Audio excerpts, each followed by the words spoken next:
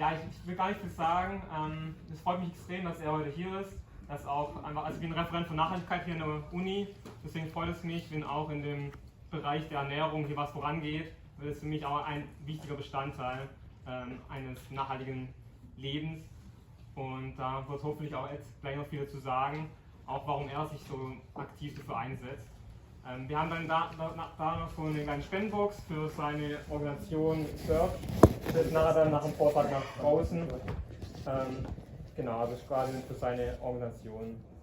Okay, dann würde ich sagen, ich brauche gar nicht mehr Zeit vergeuden. Bitte schön. Thank you. Thank you, I guess. No, I appreciate it. Yeah, sorry for being late, but thank you for staying.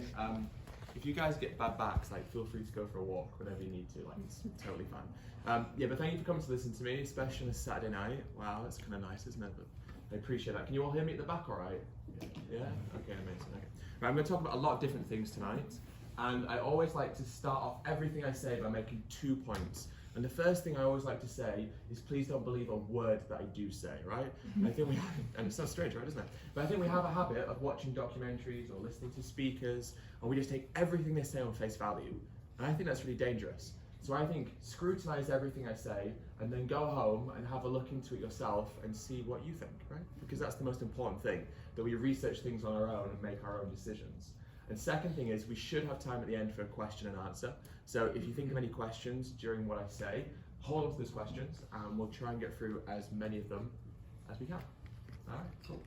So I always like to start by introducing myself. I think it's important to kind of give a bit of context about who I am and why I talk about these issues and why the environment and veganism and how we consume has an impact on others. And so I always make like a little bet at the beginning, and often I'm right. And I always say, I reckon like every single one of us in this room, I wasn't born vegan either. Right? Anyone born vegan in this room? Yeah, right. No, never hands, right? No, neither was I. And I wasn't born vegetarian either, right? So for almost 21 years of my life, I consumed meat, dairy, and egg products. In fact, I was raised in a family where we did it every single day. We loved it, and in fact, we used to make jokes about being vegetarian. We didn't know what a vegan was when I was growing up, right? But being a vegetarian was a big joke to us. So we'd sit around the dinner table and we'd say things like, oh, you know, what's the best thing about having a vegetarian round for dinner? Like, oh, more meat for us. And we'd all like laugh about it, and it was really not funny at all. But it was I remember being 12 years old, and I was sat in an English literature class, and we were studying a book. And in the book, one of the characters is vegetarian. And so my teacher says to the class, what do you think about being vegetarian? So I put my hand up, and my teacher's like, yes, Edward. And I say, all vegetarians are pale, weak, and skinny, right? Which is kind of funny, because I was like the weakest and skinniest in the room, and I ate meat 3 times a day sometimes. Behind me was a girl called Natasha. Natasha was a vegetarian. So I turned to look at Natasha, thinking she'd give me a thumbs up. I'd be like, yes, I feel weak every day, like, well done, Ed. But I looked at her, right? And she was really angry at me, like she was furious, right? And so I turned and looked at my teacher, expecting my teacher would say, like, correct. But instead she looked really worried, like she was going to get into trouble because she'd upset someone. Right? I said a lot of things when I was 12 years old that didn't make sense at all. Were probably very ignorant, right?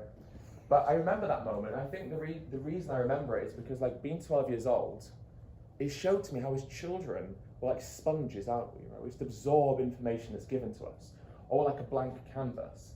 And our values and morals and beliefs and lifestyles and attitudes and mindsets are given to us almost entirely by the environment that we're raised in. So families, cultures, traditions, those kind of things.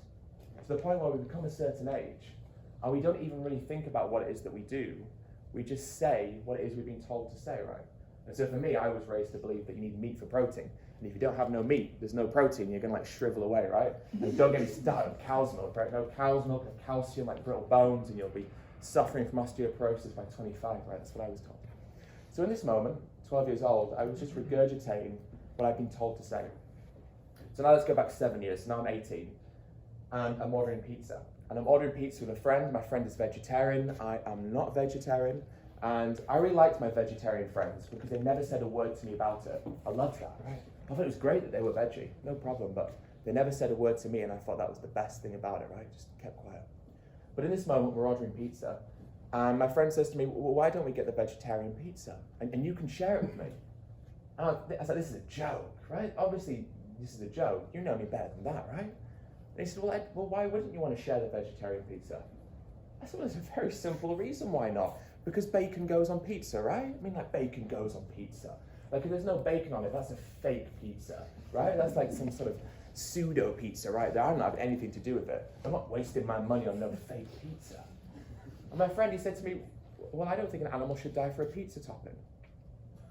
What are you talking about, pizza topping, right? We give pigs life, right? We breathe them into existence. They live a very happy life. Yes, we kill them, but it's like completely humane. Right? And then I get bacon at the end. It's called the food chain, right? And he looked at me and he was like, I just don't think that's right. And so we ended up getting half and half. So we get a veggie half and I had a bacon half, because I'm stubborn like that, right? Now let's go back 5.5 years ago. And this is when everything started to change for me. I was reading the BBC. It was an online piece. And it was about a truck carrying 6,000 chickens crashing on the way to a slaughterhouse near Manchester, which is in North England. And I remember reading this story and being horrified, because the journalist had said that 1,500 of the birds had died from the impact alone, just dead. But that's not what upset me the most. What upset me more was the fact there were hundreds more of these animals who were suffering. So they had broken bones, broken wings, broken beaks. They had been crushed by the truck or in the crates that they were being transported in, but they were alive, and they were in pain, of course. And I remember reading this and feeling a bit like a hypocrite, because in my fridge was fried chicken, right? Because fried chicken was my favourite food when I used to eat animals. I had a KFC that was a 5-minute walk from where I used to live, right? 5 minutes. It was dangerous, 5 minutes, right? And so I went there so often that the workers knew my name, which is Ed, still is, and they knew my favourite orders, which was a Zinger box meal, right? So I used to get the Zinger bit burgers. I got like a hash brown in it, towered up, right? But I'm feeling sorry for these birds, but I recognise that the only reason they're being killed is because people like me eat them.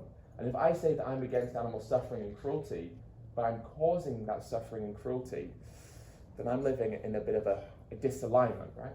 But then I thought to myself, well, hang on a minute, right? You're getting a little bit ahead of yourself here, right? It's just one thing, just a truck crash. Like, why don't you look at the farming and look at the slaughter, and if that's good, then you're fine. Like, eat all the fried chicken you want. So I decided to look into it. I watched some videos of farming and slaughter of chickens, and I felt worse. I didn't feel better at all. I felt deeply, deeply uncomfortable. And so I'd reached like a fork in the road, right? So I could go down one of two different options. It's so cliche, right? Oh, that's what it was. And the first thing I could do, right, is I could bury my head in the sand. I could like ignore the information, pretend that, I didn't hear it, didn't see it, it didn't bother me. I thought, well, I'm 18, 19 now, maybe if I did another 60 years, I'd be doing pretty well, so all I have to do is ignore my feelings for 60 years, and then maybe I'll be fine, right? Seemed a little bit implausible, right? And so I had another option. Now, maybe I'm going to show my age, it's not often I say that, right, but you know those Spider-Man films, right, the old ones, not these new ones, like the old ones, the good ones, right, with Tobey Maguire? No, not Tobey Maguire, yeah, exactly, and Willem Dafoe as the Green Goblin, like the old ones, right? Well, in that, Uncle Ben says something, and he says, with great power comes great responsibility, right? Now, I believe that knowledge is power, and so when we learn something, or we become educated about something that we didn't know about before, we have a responsibility and an obligation to act on what we learn. Because if we learn something that contradicts the way that we live, or makes us realize something about ourselves, but we don't act on that, it's an injustice, right? It's wrong. If we realize that we're causing a system of harm, but then we choose to ignore it just because it makes us feel uncomfortable. And so I changed. But at that point, I only changed to vegetarian. And I was one of these vegetarians who thought vegans were mental. Oh, I couldn't stand vegans, right? I thought vegans were self-righteous. I thought they were arrogant. I thought they had no sense of humor. I was like, these vegans, man, just lighten up, right? Like, cows produce milk and hens lay eggs, so just chill out about all this vegan stuff. I used to say, I'm never going to be vegan. I'm never going to do it. And then one day, I was made to watch this documentary called Earthlings. And the documentary, which is free to watch on YouTube, it talks about all the different ways that we use animals. So not just for meat, but for dairy and for eggs, for clothing like leather and fur, for entertainment, right? Like aquariums and circuses as well. And afterwards, I was kind of shell-shocked, right? The film's about 90 minutes long, an hour 40, and it's just horrible footage. Like it's bad, horrendous. And so afterwards, I was feeling pretty distraught. And I thought, you know what I need? I need a little bit of time with Rupert the hamster, right? Because I had a little pet at that time called Rupert, who was the cutest little hamster, right? And I used to love Rupert. And whenever I felt sad, I'd just go and watch Rupert and he'd like eat, and it'd just make me feel good again. You like when hamsters eat, it's like the most cute thing. Damn, that was nice, right? So afterwards, I thought, you know what, I'm gonna get Rupert. And so I get Rupert and he's like running on my hands and on my arms. And I look at him and I'm like, wow, Rupert the hamster has a little personality about him. You know, little things that make him unique. So for example, he loved broccoli. Loved broccoli. He wasn't a big fan of kale though, didn't like kale, but he loved broccoli so much. It was quite funny. I did German, a little bit of German at school, but the thing that I remember most from it, which is kind of funny, is mein Hamster ist gestorben. Which is true. He is. Rupert ist gestorben. Yeah, das ist nicht wunderbar. Poor Rupert, right? Anyway, he loved broccoli when he was alive. He loved it. Right. Anyway. And I also looked at Rupert, and Rupert was the laziest hamster. Oh, Christ, Rupert was so lazy. Now, you know, you get like those wheels, and they run in those wheels for like hours, right? Or you get them a ball, and then they run around in the balls, right, around the floor. Well, I got Rupert a ball, thinking it'd be really cute, he could have a little run around. But every time I put him in there, he'd just take the food from his cheeks and sit and eat. And he wouldn't run anywhere, nowhere. I actually found that relatable, because I prefer eating to exercise as well, and so we'd sit next to each other and just eat, right? It's quite funny. I'm looking at Rupert. I'm thinking to myself, you know what, Rupert? I like you, but you're not the most intelligent animal that's ever walked on this earth, right? Like the little hamster, like they're pretty cool, right? But they're not the most intelligent being. And if I recognize so much in Rupert, so much that makes him unique, so much that gives him a personality, and I recognize that I would never want anyone to harm him, especially for something so needless as the reasons we do harm animals, then what right do I have to take the life of someone else who in every single way that matters is the same as Rupert? Because if I recognize that within him, I have to recognize that within the pigs and the cows and the chickens and the sheep and the animals that are paid for me to, well, I paid to have killed on my behalf. So that's why I went vegan. But I was a vegan, right, who was really afraid of being labelled as preachy. Now, as you can tell, I don't worry about it too much now, right? But back in the day, like being labelled as preachy, I was terrified. I did not want to be militant or radical or extreme. I just wanted to be vegan, right? And so I went into university where I was studying, and I'd eat my lentils and my hummus, and just everything was fine. The days would go. But then one day, I saw a documentary on Netflix called Cowspiracy, right? It talks about all the different ways that eating animals is bad for our environment, right? It destroys our environment. And so afterwards, I'm like, you know what? I need to tell my friends about this, because I was at university, right? And so my friends at university, surprise, surprise, right, were quite into the environment, right? They were quite liberally minded, wanted to help the planet. And I thought, you know what? I'm going to go into university, I'm going to tell them about Cowspiracy, they're going to watch it, and then we're going to be one big vegan family, right? And it's going to be amazing. I want to eat lentils together and talk about like animals and stuff, and it'll be so cool. So it's a Monday morning, and I'm feeling quite confident, so I'm rocking up to university, I'm feeling good. I walk in and I see my friends. I'm like, hey, you guys, like, how was your weekend? I'm not interested. Go home and watch this documentary. I don't care about you, right? Watch this documentary. It's all about how eating animals is bad for the planet. Now, this girl called Rihanna, right? She wasn't my friend, but she was listening to the conversation. And so she heard what I was saying. And so she walks over to me and she goes, you know what, Ed, that's great. That's really great. But you know, you're vegan, right? So you eat soya products like, you know, tofu and soy milk. And soya farming is destroying the Amazon rainforest. I took a step back for a moment. I was a bit shocked, right? Because like sometimes people call vegans soy boys to insult them, right? They go, oh, these soy boys. The thing is, I am a soy boy, like, and I'm actually really proud of it, because like I think that's fine. So when people call me a soy boy, I'm just like, come on, yeah, I'm what? Like that's it. I am a soy boy, right? So I'm thinking to myself in this moment, okay, that's true. That's true. But am I really the one responsible for destroying the Amazon? And I had no idea what to say to her, not a clue.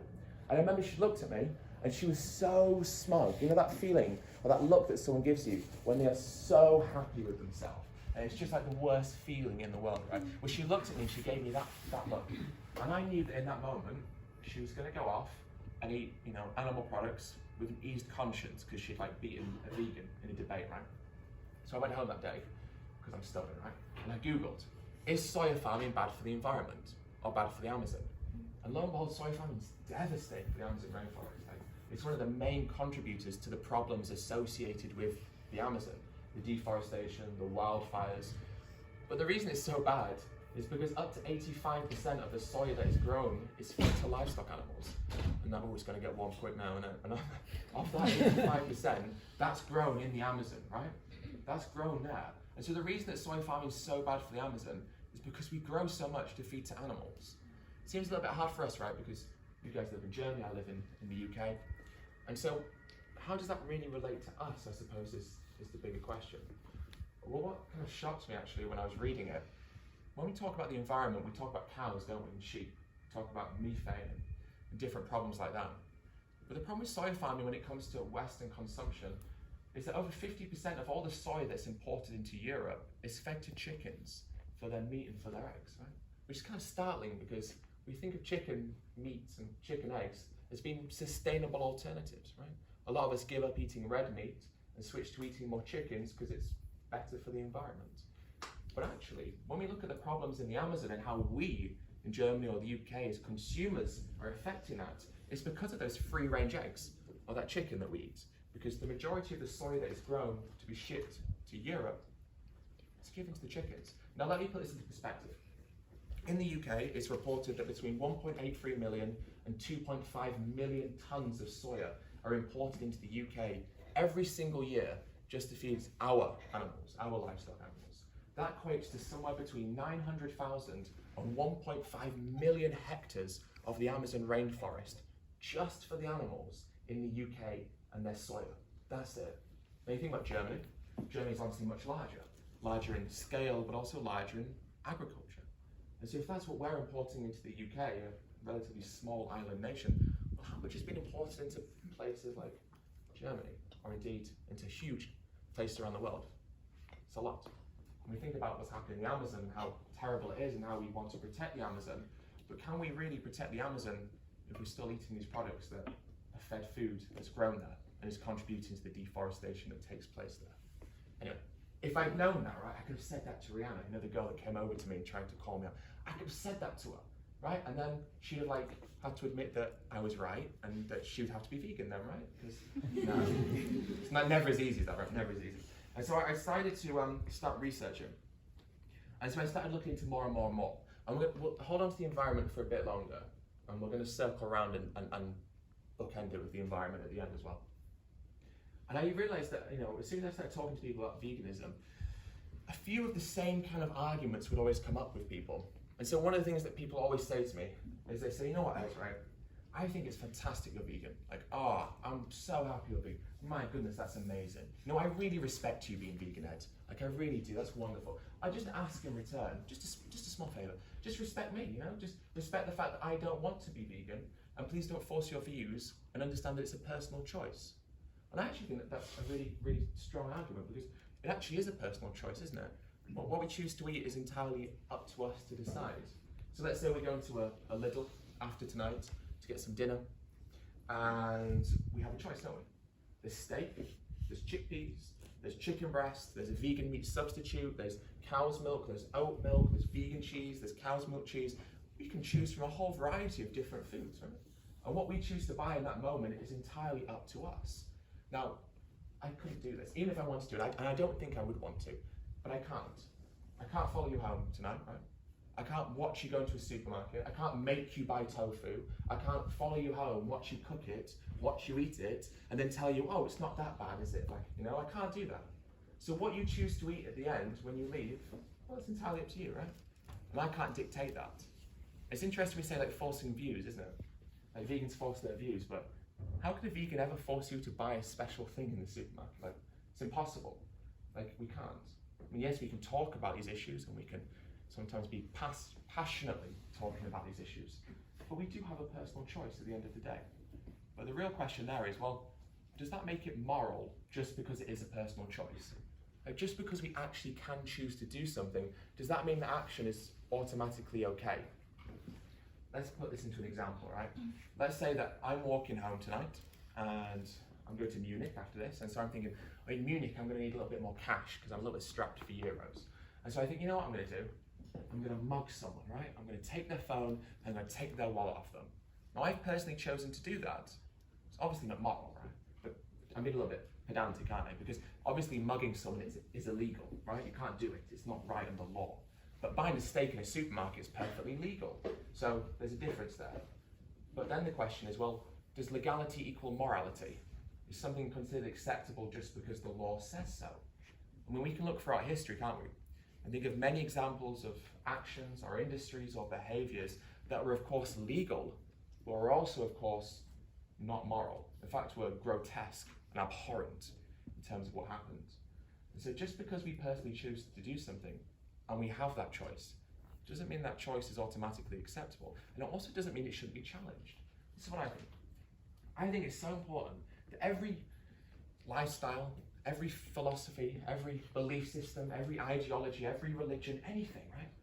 Anything that defines how we live should be challenged and scrutinized as much as it possibly can be.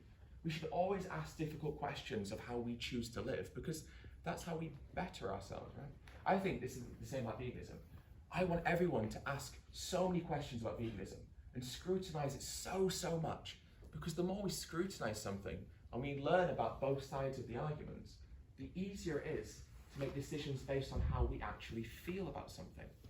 And so, like I said when I was 12 years old, I just regurgitated what I'd always been told, right? I'd never been given a chance to actually critically reflect. But if we do critically reflect on our actions, it allows us to understand how we feel about things a lot deeper. Okay. Now, culture and tradition play a big part in what we do, right? Last year, the Winter Olympics took place in South Korea. And just before it happened, the British press, or some of the British press, were saying that the athletes should boycott going to South Korea for the Winter Olympics. And I thought, my God, a boycott for the Winter Olympics? Like, for what reason? Like, what has South Korea done that's so terrible that we're asking our athletes not to go? I mean, bear in mind, these people have trained their entire life almost for this moment. It could be the proudest thing they ever do. They could win gold for their country. And we're asking them not to go. But for what reason? Well, it turns out in South Korea they eat dogs, right? So we eat chickens, cows, pigs, lambs, duck, geese, salmon, tuna, and they eat, what, dogs as well? And now that means that we shouldn't go and compete in the Winter Olympics because they eat one different animal to the one that we eat? That seems a little bit mad. Now, some of these athletes went, right? And a couple of them went to a dog meat farm and rescued some dogs, which I think is wonderful. That's an amazing thing to do. And then the British press had a field day. They called them animal rights activists. Wow. Animal heroes. Animal lovers, right? Because, like, the thing is, right, if you save a dog, that's like the best thing you can do, right? Then nothing gets better than saving the life of a dog. Like, it's better than winning gold, isn't it? Oh, I saved this Labrador. That's it, right? Everyone's gonna love you forever. I remember being, what year was it, 2007, so maybe being about 12, 13. And this movie came out called I Am Legend, right? It's got Will Smith in it, right? Maybe you've seen it. Basically, he's the last man on Earth, right? It's covered in vampires. And it's just him and his dog, right? Now, I couldn't care less if Will Smith died in that film. I couldn't care less. I don't mind Will Smith. I think he's all right. But I just couldn't care less if he died. But his dog dies in the film. And I cried in the cinema. How could you? How could you? You didn't have to do that. Kill Will. Don't kill the dog. Like, the dog. Because we have a special attachment, don't we, to dogs? You know, we love them as family. They're in our homes. We treat them with so much respect. We cry and mourn when they die. And we value their time and companionship. But really, like, what is the difference, right? Why is it that we view pigs as being worthy of ending up on our plate? But we view dogs as deserving names and respect? I mean, this is the thing about animals, right? We have so many arbitrary distinctions between them. So what I mean is distinctions that are based on nothing of really any merit, right? And so as humans, of course, it's undeniable to say that intellectually and also physically, we are dominant, right? In terms of what we can do and what we can achieve, we are dominant, the dominant species, right? But I think that gives us two options. And so the first option with that dominance is to have some sort of like authoritarian rule. And I don't think we can deny the fact that that's what we've chosen so far with non-human animals. What I mean by that is we decide when they're born, so we breed them into existence, right?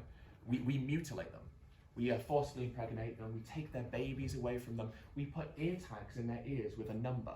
So we assign them an identity based on a numerical value, which means that we've taken away their individualism, we've taken away their right to be identified as a someone, we've taken away their personalities and their personhood, and then we call them it, or something, or livestock. We refer to them as a commodity or an object because we refuse to acknowledge that they're individuals who deserve autonomy, right? Self-control, ownership of their own body. I don't think we can deny that we have anything other than some sort of authoritarianism over these non-human animals. I mean, at the end of the day, we take their life when we want to. There's no aspect of their life they get to decide for themselves. Couldn't be more dictatorial in terms of how we treat them. But there is another option, right? Now, I don't want to make out that veganism is going to solve the world of all of its problems. There's always going to be suffering in the world. I mean, it's just a reality of life, isn't it? Nature is cruel. Nature is incredibly cruel, in fact. But that doesn't mean that we as individuals shouldn't do better. And so I think the second thing we can do is to be more like stewards, right? To look after others in the world. Now, looking after doesn't require anything extra. We don't have to go out of our way to look after animals. All we have to do is nothing. Nothing to them. Leave them alone. Don't treat them as resources. Treat them as beings that deserve their own right to life. That's all it takes. Veganism is a passive action.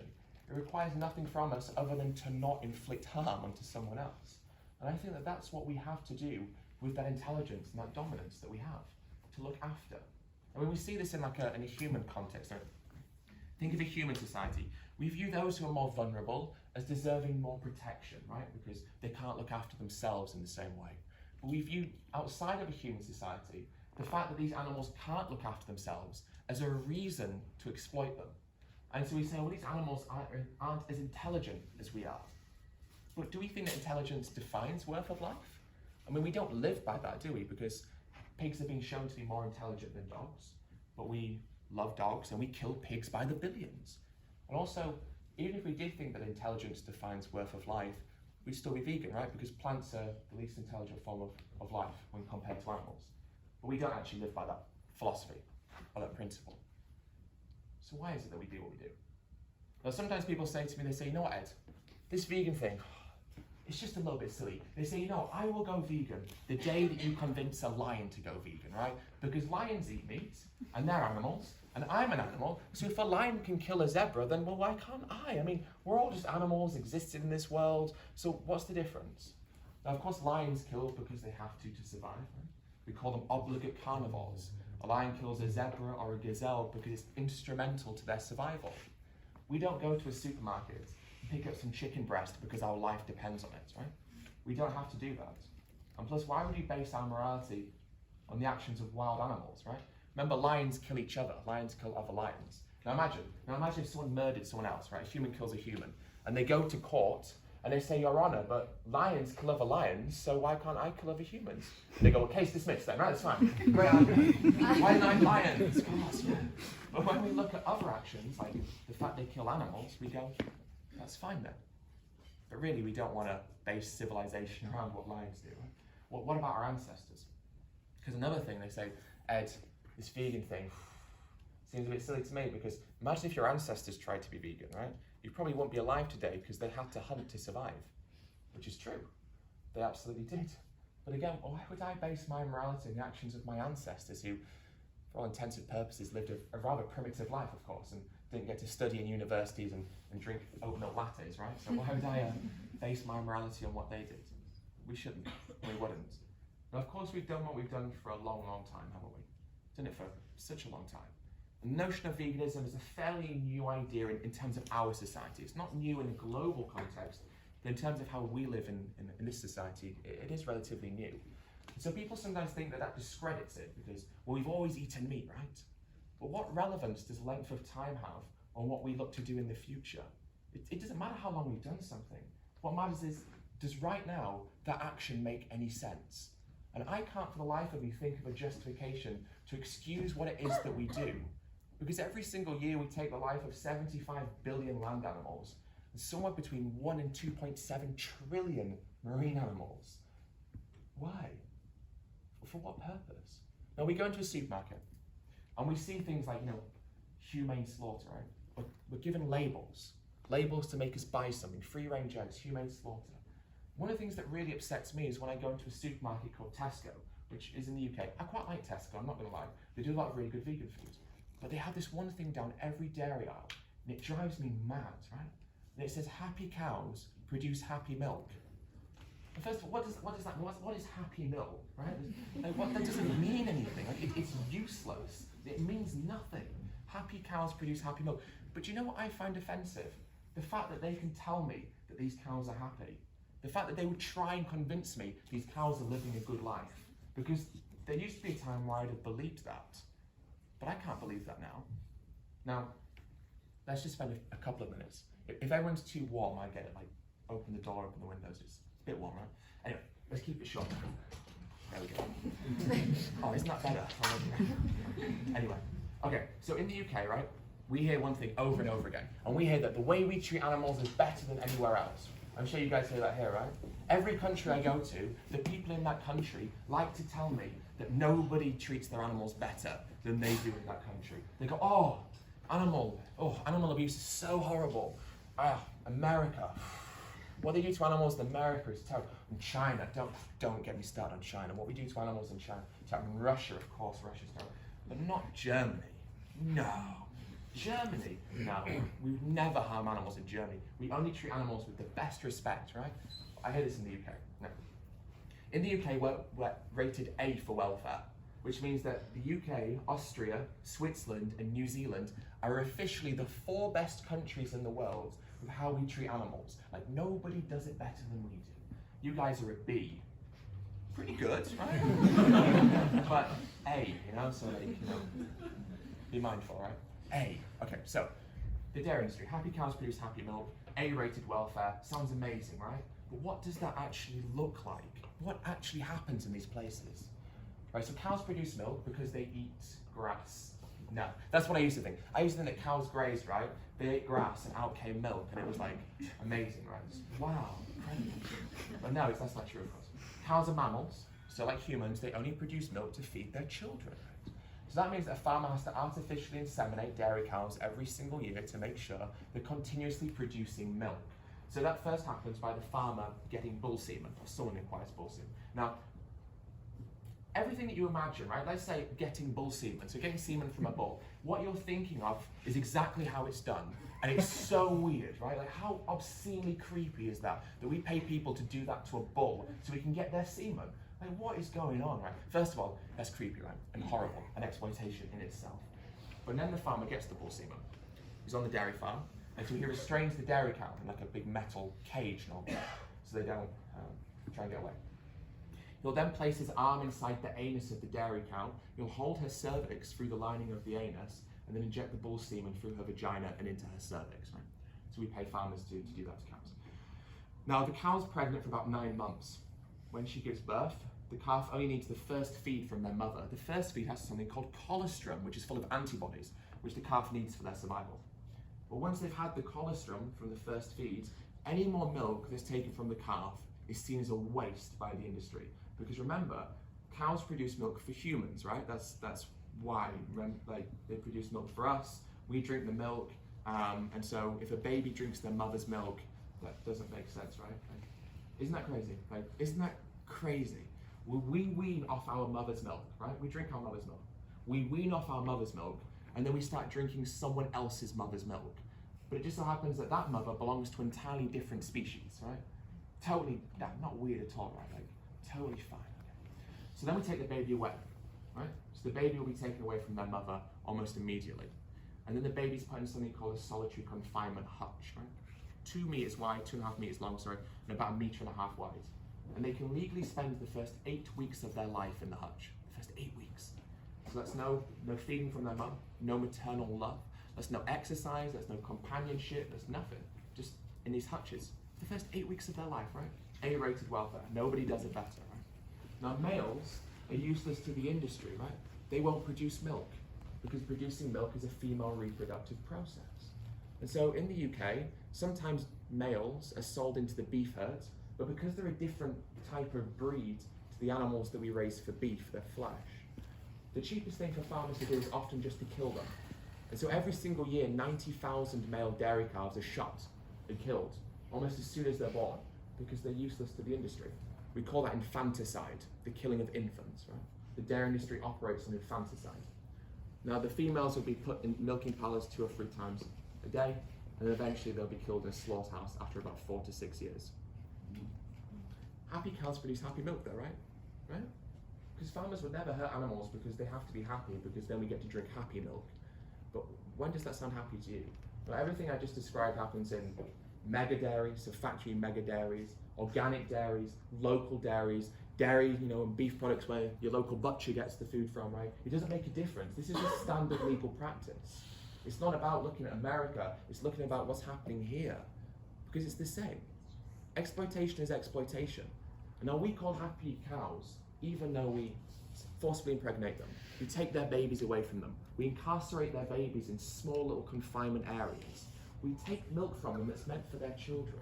We kill babies, and then we take them to a slaughterhouse where we put a bolt in their head and cut their throat, and then we call them happy. And you know what I find really obscene?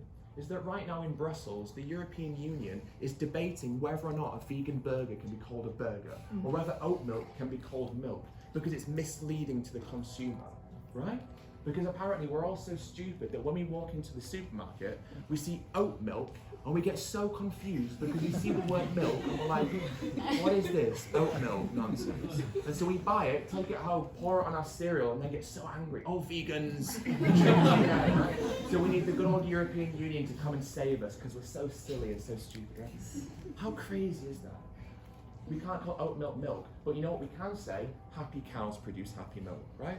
Like, at what point do we recognize how absurd this industry is to trick us so much into believing something that couldn't be further from the truth?